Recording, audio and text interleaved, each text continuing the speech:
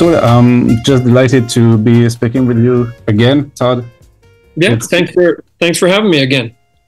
Well, it's a pleasure, really, to have you. Just we're in France, so it's really cool to have such a great comics creator like you, just taking the time to speak with us French readers.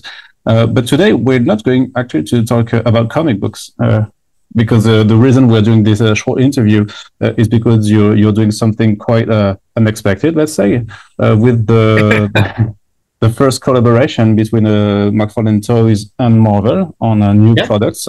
So at the time that when I'll be putting this interview online, this will be already announced. So I'm not breaking any NDA or embargoes. Yeah, no. We would have made when you put it up. We would have just made the announcement here at a convention in the Phoenix area where I live in Arizona. So we're for the first time. I've been doing toys now for 30 years. Over 30 years, and it took me a long time to get to DC. To me, there's like the holy trinity, right? There's like Marvel and DC and Star Wars, right? Though from a toy perspective, those are the three. Those are the three, and it took a long time, but we were able to get a piece of DC multiverse, but that still left sort of the two big giants of Star Wars and Marvel. But I'd been having conversation with them off and on, usually in a humorous fashion, that I was like, man, everybody on the planet that makes toys or makes product has a piece of those brands except for me. Whenever I went to Toy Fair, I was like the only guy that didn't have it, and I felt out of place because everybody had something. But the conversations continued because we were doing the Avatar toys for Disney, who owns Fox. And, we just sort of went back and forth, and then the topic came back up again. And it was like, hey, you guys also own, because, Disney's big. You guys also own Marvel. And, I did some cool stuff for Marvel, and man, wouldn't it be cool if I could do like my own artwork, right? That was really sort of the impetus of it. And so we were able to negotiate a deal that not only allows me to do 3D renderings of my own artwork that I did at Marvel, but also they've given me sort of a big vault to pick from of comic books, so I can go back and do some of the historical images and or characters and artists, some of my contemporaries that I grew up with, and are a bunch of us are still going strong, and then some of the more modern things that are happening in our industry, and that includes, just so you know, again, it's like characters, covers, images of anything that sort of existed, and then a variety of different artist styles that are in there, right? So I can go and do 60s, I can do 80s, and I can do 2024 stuff, right? So it's a big mishmash. We'll sort of start a little bit slow, and then we'll let the consumers tell us what it is they'd like to see more of. How would you explain that it took so long, maybe for McFarlane Toys to have this kind of collaboration? So we know back in the years, more than 30 years ago, that you left Marvel to co-found Image Comics and do Spawn and everything like that. So is it because there was like a beef, let's say, between you and Marvel, or? No, not. No. The reality is when we left, we started Image Comic Books. So as of today, I'm still a competitor with Marvel Comic Books on the comic book side. Yeah, right. Yeah. The big in America, in North America, the three big companies are Marvel, DC Comics, and then number 3 is Image Comics. Right. I'm the president of Image Comics, which is where I publish Spawn. Yeah. And so, on the comic book front, we're direct competitors, right? So that it just you can't do work for competitors. It just in my mind doesn't work. the toy piece is separate, right? Because I never worked for their toy companies, and I never did whatever else. And if anything, I'm a little egotistical of going, hey, how do I make my own artwork? So, and in all honesty, Arnaud, you know, they have big contracts with big toy makers that have been doing their figures. I don't do backpacks, and I don't do like necklaces and hats and all the other things. So I couldn't, and I didn't want to. Maybe I could have, but I didn't want to do that. And I didn't want to go into like little cute little things and, you know, distort it.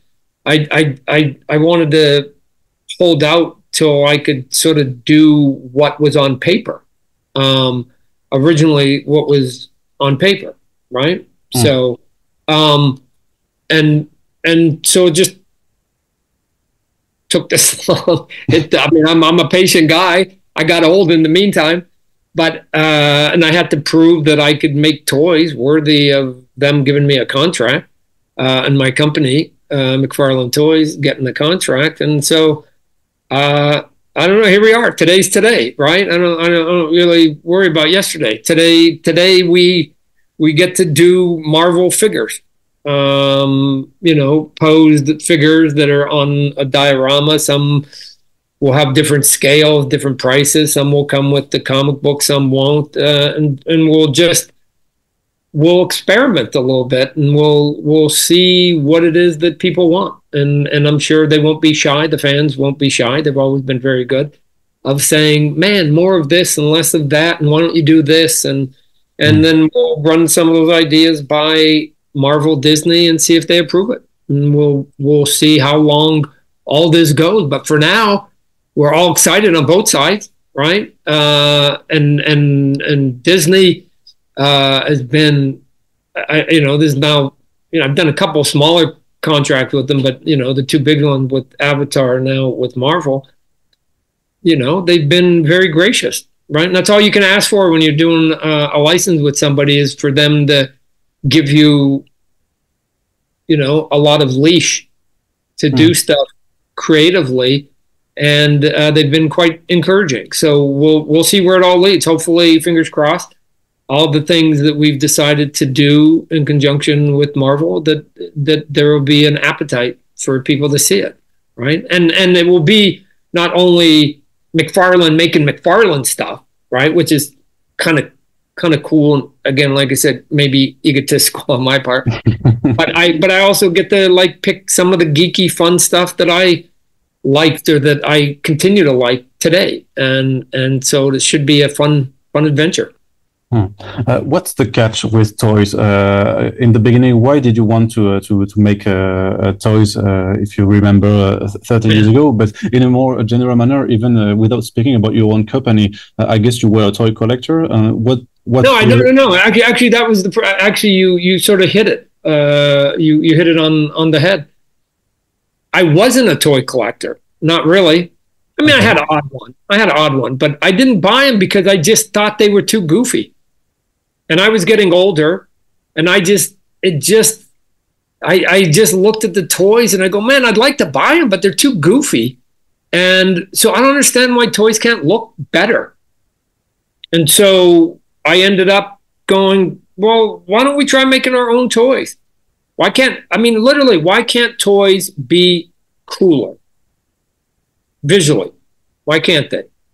And the answer is, now in hindsight, they can.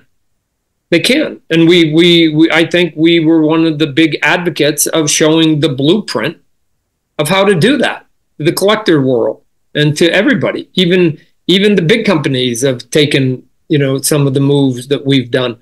So that was it. I wanted to make toys that I would collect. And as I got older, I felt that the toys needed to sort of be a little more sophisticated, right? And not be aimed at 5-year-olds and 6-year-olds. So that was it. The aim was really to do products for adults, like of your own age at the time, and still of your age right now. You seem to be aiming at the niche of adult collectors. I don't think, here's the thing, Arnaud, I don't think it's a niche. I don't think it's a niche. Correct me if I'm wrong. I have to say that I haven't been collecting statues or toys for quite a time because just a lack of space in my apartment. No. But what I'm saying is that, like, I guess I play math different than other people, right? Here's my math. You will be, quote unquote, a child. Let's say a child is up to 15. You'll be a child for this much of your life, right? 0 to 15. But from 15, you could live to be 100. You're going to be an adult this much of your life, and you're only going to be a child this much. So let them sell to the children. Like, this is a big bucket. Adults are a big bucket, right? And you're an adult a long time, much longer than being a child. So if I could find stuff that appeals to people over the age of 15, I may have a fan, a consumer for decades and decades. And I can't say that about a child, because a child's going to outgrow their youthfulness. So this is why I keep saying I think that the world should be having more R-rated comic book movies, because we've all aged up. We can handle it. We're all over 15, 16. We can get into R-rated comic movies, and we go to R-rated movies. I don't understand why you're not doing more of them in this genre, but you guys figure it out and do what you got to do. I just look for openings. And what I knew 30 years ago when I started my toy company, of which I'd never made a toy before, was that who were they not servicing? Who were they not providing product to? And the answer was they were selling, and they continue to this day, to sell to moms and dads and their 6-year-old kids. Just so we know, it's a $1 billion business model. It's a good model. And I understand why they stay there, because they make billions and billions and billions.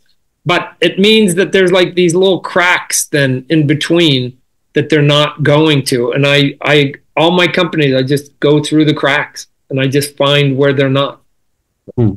How are you working with the designs of the statues or the action figures when you have to take the style of an artist, and let's say yours, because you started with I think the first figure was a Spawn figure taking from your own drawings, and now you're doing the Spider-Man or Captain America from your covers at Marvel. So are you the designer also? Are you working with a team of designers that have to make an action figure really look like it was drawn out of your page? Yeah, well, the answer is yes. I'm not sculpting them myself, all of them. And again, to be clear, they're it may be a nuance, but they're not action figures. Action figures to me are like articulated. Like ours will be like posed items. It's sort of how I was able to get the contract. But the answer is really no different than when we do athletes or musicians or TV or movie celebrities, right? They give you reference for all of those, and then you try and make it as exact as possible. When you do a video game figure, they give you the reference and you make it look like the video game, right? So for me, this is no different. You take a piece of art that exists, and then you go, how do we get that as close to the artwork as possible? Whether it's mine or it's somebody else's, it's just important that we try and get it as close to the actual origin and source material as possible. So the creativity comes, as you might imagine, is that everything is a two-dimensional drawing, and we have to now figure out what does the side and the back of that drawing look like. So you're going to have to make some interpretations, which we will continue to do. We just hope that we make enough right decisions that people will give us the benefit of the doubt. In terms of scheduling and time, how long does it take to start producing this kind of statue? Is it in terms of months? How long have you been working on those? Probably 4 months now, maybe four months. Because again, it obviously making toys takes a lot longer than making a hat or a T-shirt or even doing drawing, right? Because you got to manufacture, and then usually we manufacture over in China, so then you've got to take in time to ship it so that it comes to the stores globally.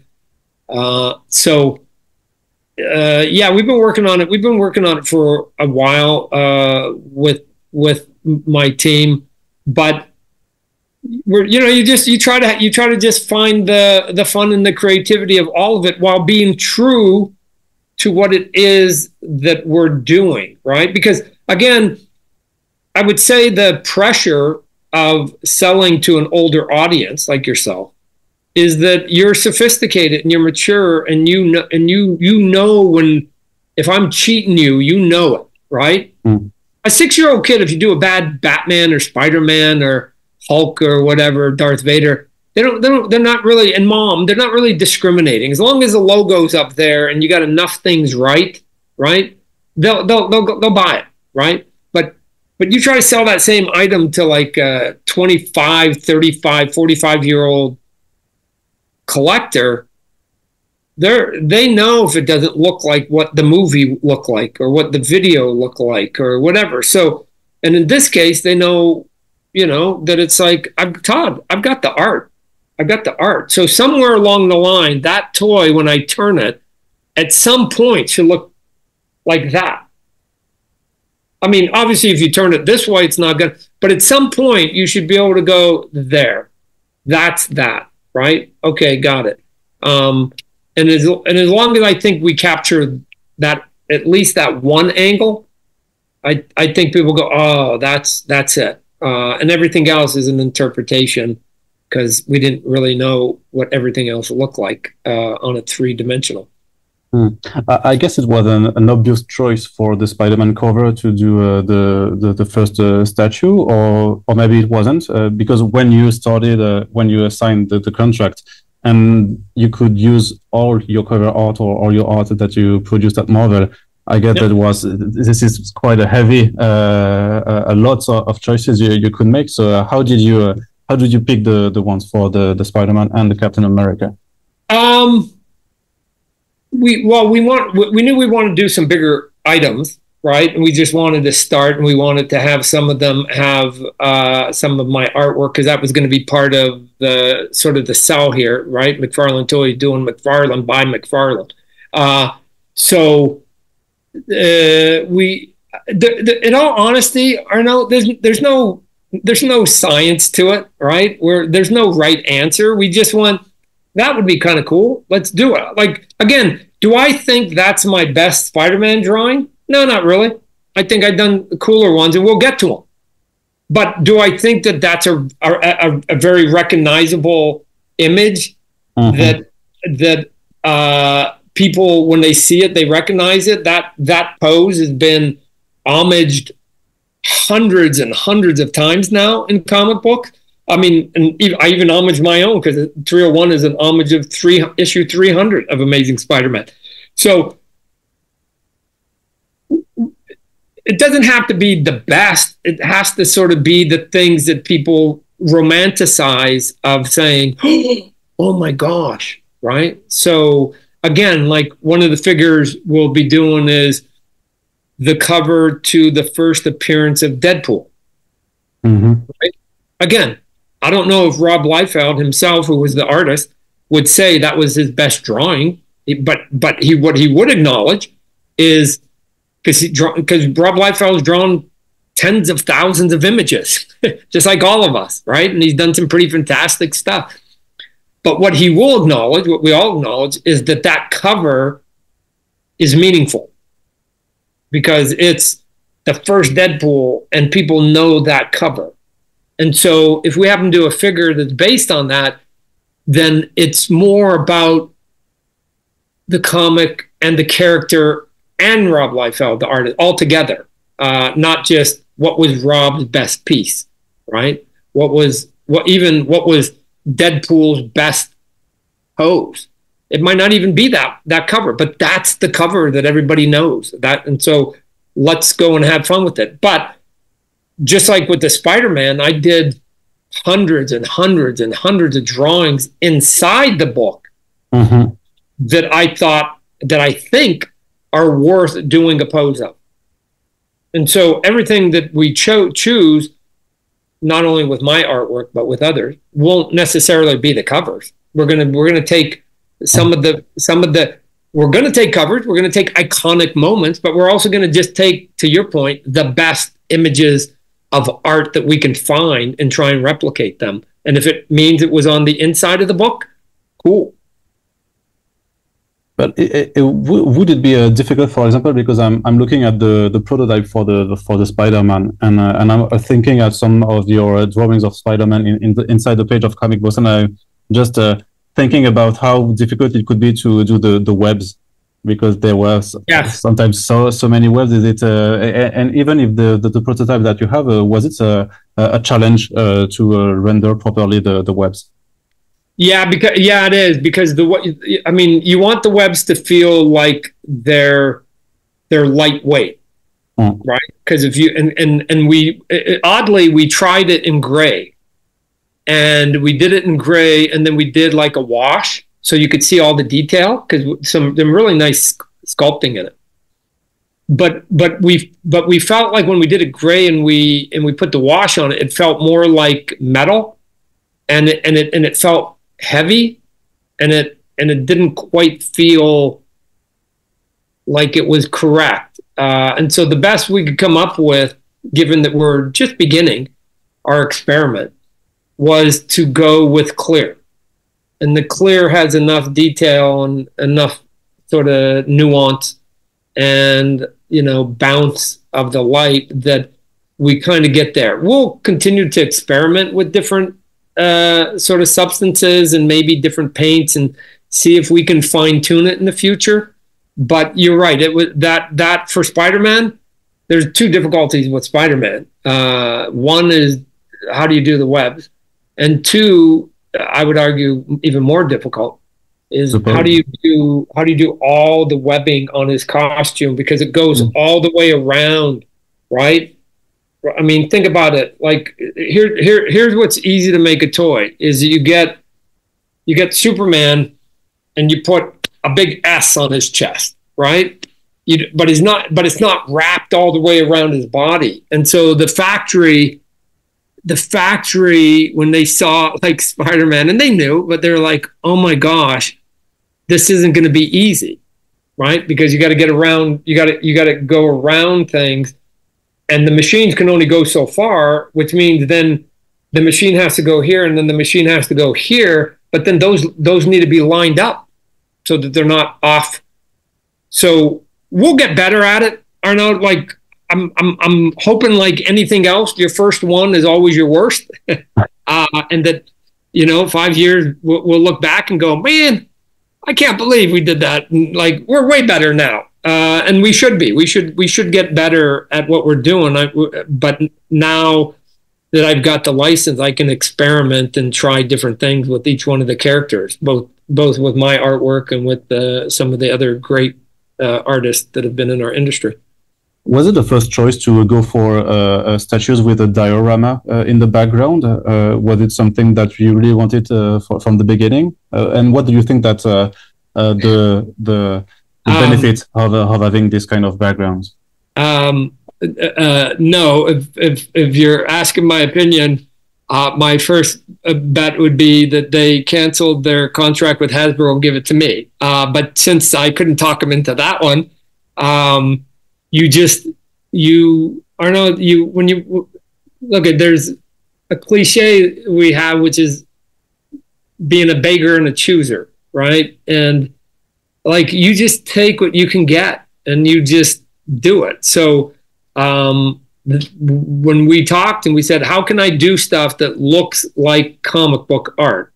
And given that they had big partners that they were doing great business with and were trying to protect, which they should, then we kind of came up with this other version. Well, what if we did post based on covers, and maybe we might be able to reprint some of the covers and some of the comics, maybe reprint comics, and then maybe we do some dioramas and all. Like, that was how we were able to figure out this piece of business to get it done. So seems like you did a lot of brainstorming.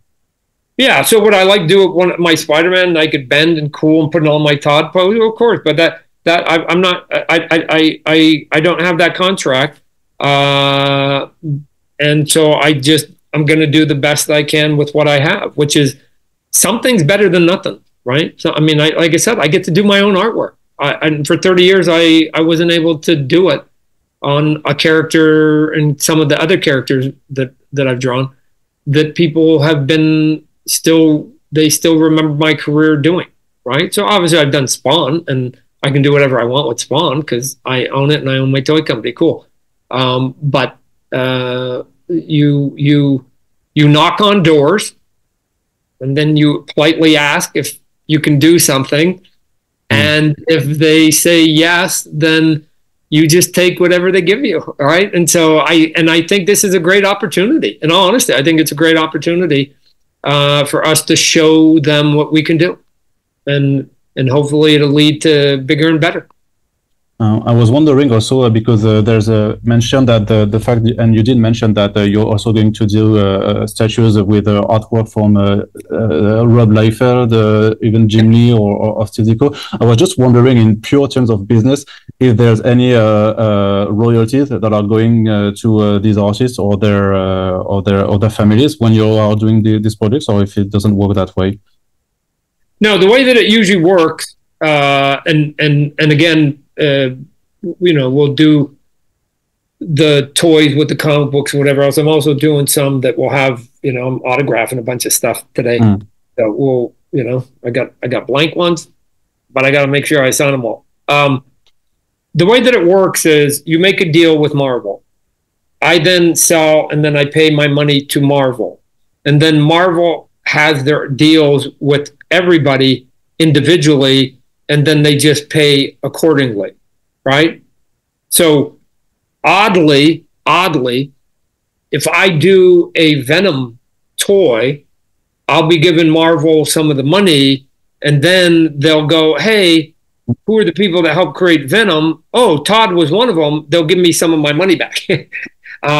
So the royalty structure of how you get anything from Marvel is based on it coming from Marvel. I don't have a contract, and I don't have that direct relationship to do any of that. I give my money to Marvel, and you just assume that everybody has made a fair contract with each other, and you go from there, right? I mean, I still get money from Marvel and DC comic books to this day, 30 years later, for work I did decades ago. So.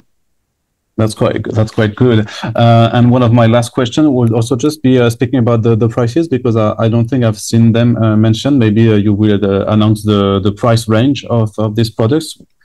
Yeah, I think the small ones are going to be like around, $25, $30, and then the bigger ones are going to be, my guess, then those would probably be in the $40, $50 range.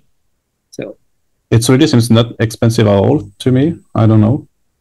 But I'm not familiar with all the toys. It's in the same range that I sell most of our toys, right? We sell in that sort of 20 to 30 range, US dollars most of the time.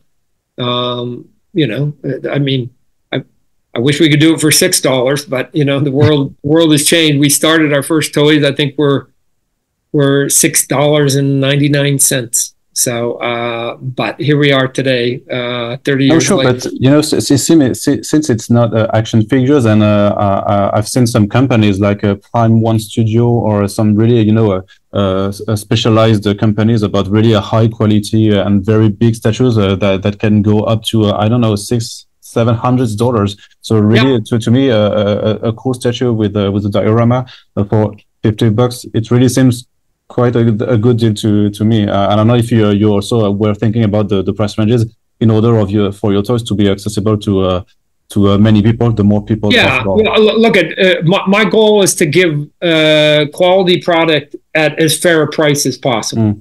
That's I think one of the reasons I've been able to survive and have the career that I have. Yeah, sure. So we will try to strive to keep the prices as low as possible, but we also should deliver as much quality as we can in that price, right? So one of the things we're going to try are like, different ideas and even different scale, right? I think the first wave, couple of ways we thought maybe we should keep everything consistent.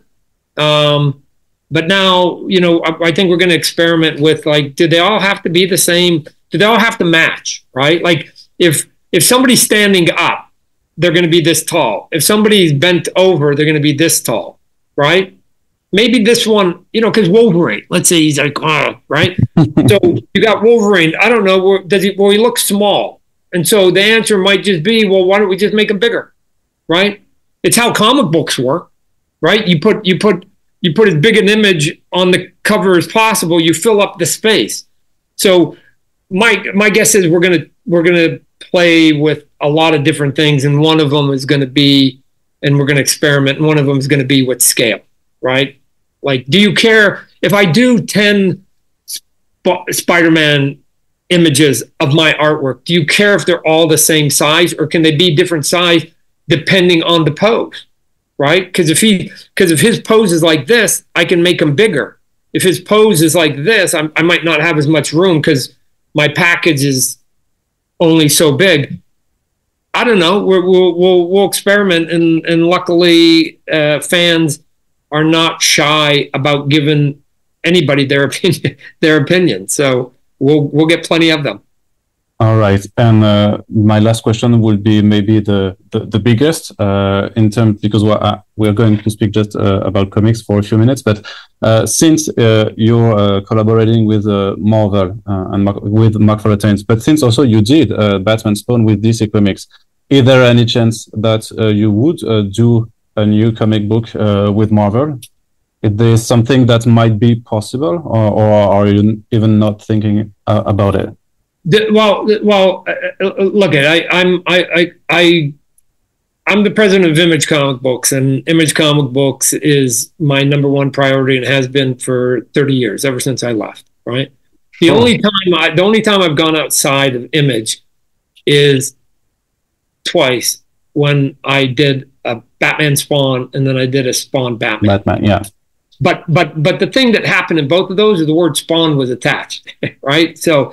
Like I brought my guy. Yeah, but Spawn could crossover with Marvel. So so with Marvel, the only thing we've talked about, and we continue to have the conversation, is if we were ever going to do something, and I don't know if it'll ever happen, but if we were going to ever do something, it would have to be Spider-Man and Spawn, and I think to do it right, I would have to do all the artwork.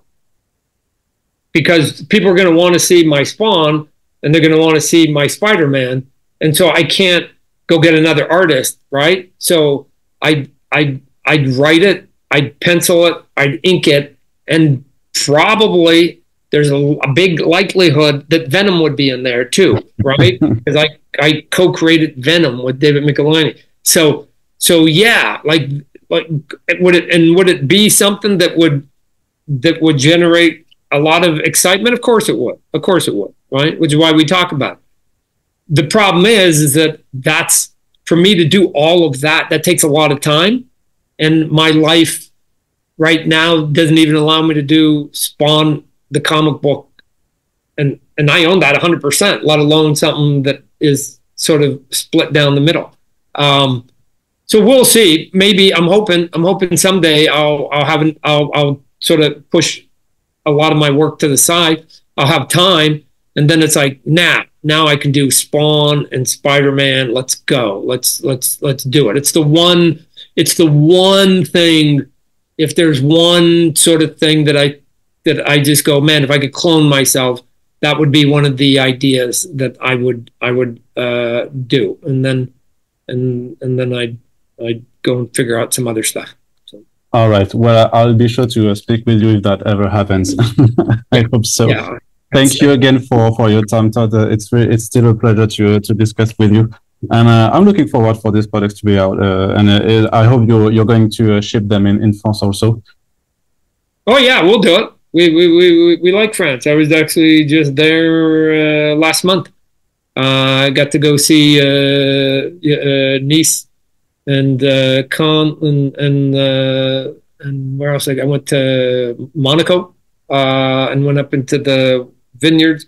So yeah, I got to spend some time there. So we like France. And you didn't even call. Yeah, and I play a lot of board games, tabletop board games.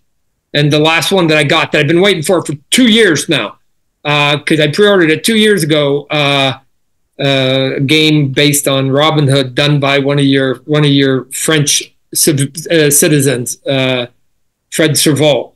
So I just got that. So the last game I played last night was from one of your great Frenchmen too. So we like French, and my dad's French Canadian. So like we like it. So we'll make sure we'll when we got some big news, we got some big ideas, we'll come there and pay you guys a visit. Yeah. Isn't it something that you would like to do, doing a convention or just doing, I don't know, signings in France? Because I don't know how. So you've been here last month, but nobody knew. But isn't there an opportunity to just do something, even with Delcourt, for example? Yeah. No. There's always an opportunity, right? So it's just a matter of finding the time and making sure that you can do it, which is, because if I go halfway around the country, I don't want to leave my wife behind, but I also don't want to go and work for 3 days while she's just sitting around, right? So, so we just went to France and enjoyed France, and I didn't have to work, and we got to see a lot more than if I was working for three days. Going to, and I understand the fans would like it, and I appreciate that, but sometimes personal time has a value too. So. You're still human, and you also have to rest. I understand that. Well, thank you again, Todd. I'm sure we will be speaking another time. All right. I appreciate you giving me the time today. Yeah. Thank you. Have a great day.